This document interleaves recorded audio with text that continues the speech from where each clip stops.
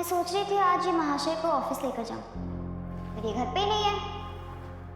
और मेरी किस्मत इतनी फूटी हुई क्यों है? आपने मेरी शादी इस गधी से क्यों कराई है? શું કરે છે? तुझे ऊपर जाने की बहुत जल्दी है। ऊपर जाने की? नहीं, बिल्कुल नहीं। तो शांति से बैठ ना, क्योंकि तेरे सवालों का जवाब ऊपर तेरे पप्पा दे सकते हैं। तेरे साथ साथ मेरी भी किस्मत फूट गई। कम ऑन मॉम, ये कैसा जोक है? जोक? मजाक मैं कर रही हूँ या तू? पिछली बार उसको ऑफिस लेके गई थी तो याद है ना क्या हुआ था? फिर से उसको लेके जाके अपना मजाक उड़वाना चाहती है? आप बहुत फिक्र करती हैं। आपको क्या लगता है मैं गधी हूँ? मैं उसको लेके जाऊंगी और वापस अपनी बेइज्जती कराऊंगी। मैं उसे बस ऑफिस तक लेके जाऊंगी, अंदर आने नहीं दूंगी। फिर वो ज्वेलरी शॉप में जाएगा, मेरा नेकलेस लेगा और घर वापस आ जाएगा। और वैसे भी इससे ज्यादा मैं उसके साथ टाइम स्पेंड नहीं कर सकती। अभी चित्रा और अनिका नक्श को बुरा भला कह ही रहे थे कि तभी नक्श वहां आ गया। भाई साहब का एटीट्यूड देखने लायक था। जब अनिका ने देखा कि नक्श उसे इग्नोर करता हुआ अपने कमरे की तरफ जा रहा है तो अनिका को और भी ज्यादा गुस्सा आ गया। ये लो, आ गए साहबजादे नैन मटक्का करके।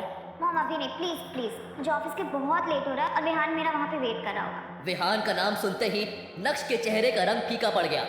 देखो, आज तुम्हारी काम चोरी की बात हो रही है और तुम आ गए। मैं तुम्हें आखिरी मौका दे रही हूँ, तो मेरे साथ ऑफिस चलो, उसके बाद ज्वेलर शॉप से मेरा सेट उठाना और फिर घर वापस आ जाओ। देख क्या रहे हो? चलो अब, तुम्हारी वजह से ऑलरेडी मुझे बहुत लेट हो गया। नक्श चित्रा से तो कभी कभार बहस कर लिया करता था, लेकिन वो अपनी वाइफ अनिका से कभी भी जुबान नहीं लड़ाता था। चलो। अनिका और नक्श कुछ ही देर में अनिका के ऑफिस पहुंच गए।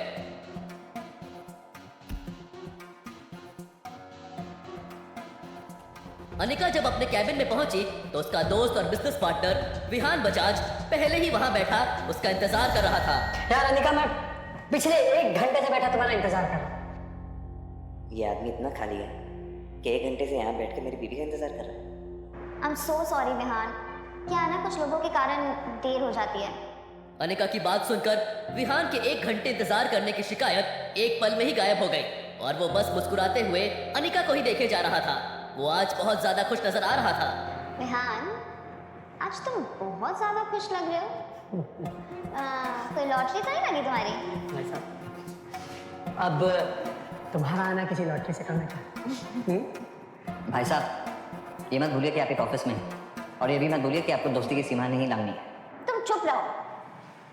विहान, मैं समझी नहीं, तुम क्या बोलने की कोशिश कर रहे थे? विहान समझ गया था कि अनिका उसकी बात से थोड़ी अनकंफर्टेबल हो गई है, इसलिए उसने झट से बात बदल दी और बोला, इम्पोर्टेंट ये नहीं है कि आज मैं इतना खुश क्यों।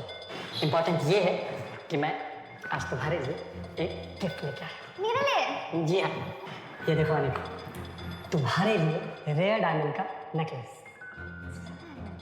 जी हाँ। वाह, कैसा लगा? अच्छा लग रहा है ना? अनिका, ये असली डायमंड का नेकलेस नहीं है, बल्कि ये तो कॉपी है। यकीन मानो मेरा, ये फेक है अनिका। अनिका नहीं जानती थी कि नक्श भानुशाली खानदान से ताल्लुक रखता है। भानुशाली ग्रुप रेयर डायमंड के बिजनेस में भी है और क्योंकि नक्श भानुशाली ग्रुप का हिस्सा रह चुका था, इसलिए उसे डायमंड की अच्छी खासी परख थी। नक्श ने तो सही इरादे से अपना काम कर दिया था, लेकिन अनिका को नक्श की बात कुछ रास नहीं आई। तुम्हें बोला है ना, बीच में मत बोला करो, चुप रहो। नक्श की बात सुनकर विहान को भी ये समझ आ गया था कि अब वो उस फर्स्ट कॉपी नेकलेस को ओरिजिनल बताकर अनिका को बेवकूफ नहीं बना सकता है। हाँ, ये मतलब असली रेयर डायमंड नेकलेस नहीं है, पर इसका एक एक हीरा असली है। बस इसकी क्वालिटी रेयर डायमंड नेकलेस से थोड़ी सी कम है।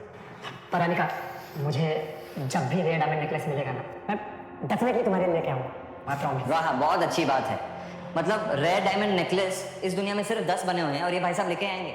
ऐसे इंसान का तुम भरोसा नहीं कर सकते हो। अरे झूठ बोल रहा है तुमसे, आगे भी झूठ बोलेगा, कोई काम का नहीं है ये। और तुम्हें रेयर डायमंड नेकलेस की क्या जरूरत है अनिका, जब तुम्हारे पास असली डायमंड है। आज अनिका को विहान की हरकत से ज्यादा इस बात पर हैरानी हो रही थी कि अचानक नक्श के अंदर हर बात का जवाब देने की हिम्मत कहां से आ रही है। तुम चुप रहोगे? नक्श के मुंह खोलने से पहले विहान को लगा था कि अनिका नेकलेस देखते ही उसके प्यार में पागल हो जाएगी। आखिर वो उसे कोई छोटी चीज नहीं, डायमंड का हार दे रहा था।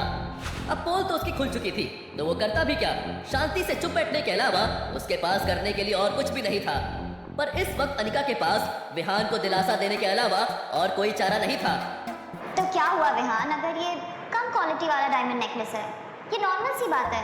अब हर कोई वो रेड डायमंड वाले नेकलेस तो नहीं खरीद सकता ना।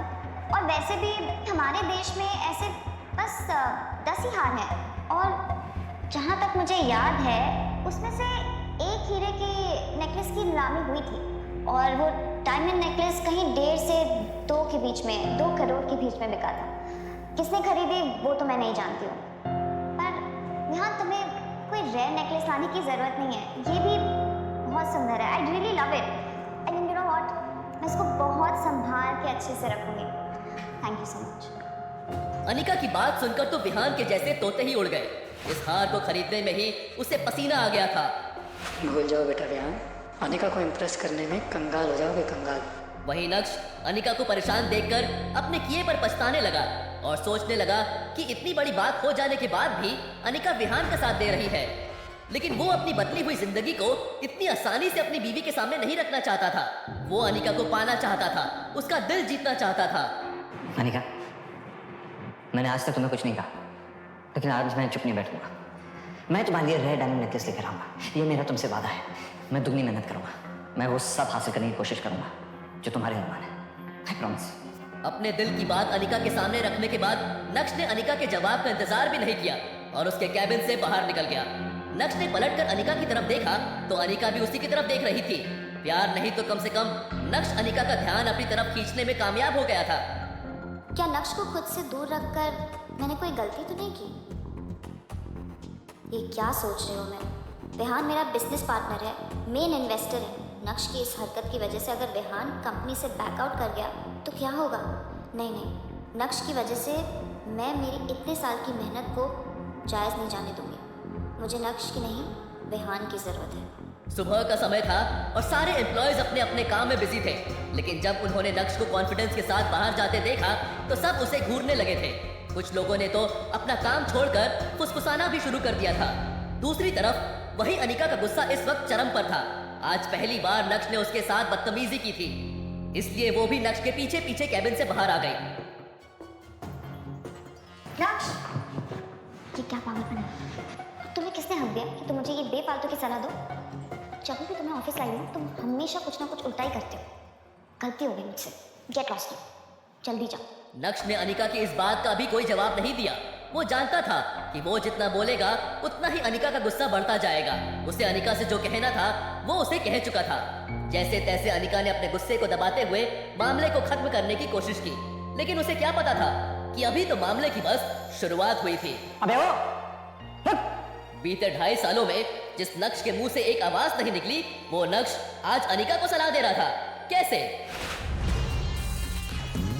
नक्श की हिम्मत के पीछे कौन छुपा था? क्या नक्श का अपनापन देखकर अनिका के दिल में नक्श के लिए कुछ होगा, या फिर अनिका को बस अपने बिजनेस की ही पड़ी थी? विहान और नक्श के बीच क्या होगा? क्या विहान गुस्से में नक्श पर हमला करने वाला था? अगर ऐसा हुआ तो क्या अनिका नक्श को बचाएगी, या फिर विहान का दाव उल्टा पड़ता हुआ नजर आएगा? जानने के लिए सुनिए Insta Empire, only on Pocket FM।